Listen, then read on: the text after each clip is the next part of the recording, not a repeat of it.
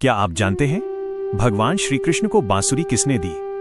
अगर आप चैनल पर नए हैं और आपने अभी तक चैनल को सब्सक्राइब नहीं किया तो चैनल को पहले सब्सक्राइब कर लीजिए और भक्ति मार्ग के साथ जुड़े रहिए।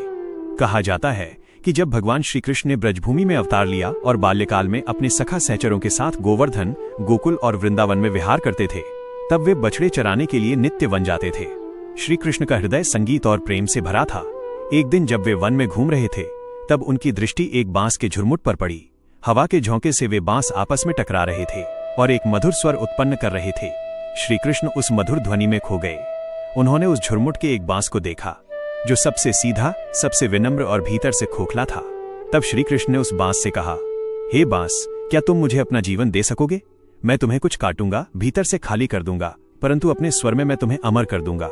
बांस ने विनम्रता से कहा, प्रभु, यदि मेरे त्याग से आपका वाद्य बने और आपके अधरों को स्पर्श मिले तो ये मेरे जीवन का परम सौभाग्य होगा।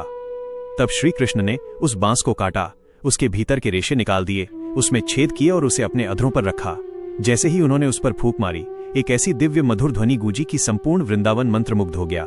गोपियां अपना सब कार्य छोड़कर उस स्वर की ओर दौड़ पड़ी।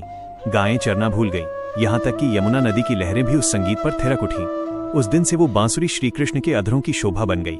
कहते हैं कि वो बांसुरी कोई साधारण वस्तु नहीं थी, वो भक्ति, समर्पण और शुद्धता का प्रतीक थी, क्योंकि जो अपने भीतर से अहंकार का शून्य कर दे वही ईश्वर का वाद्य बन सकता है।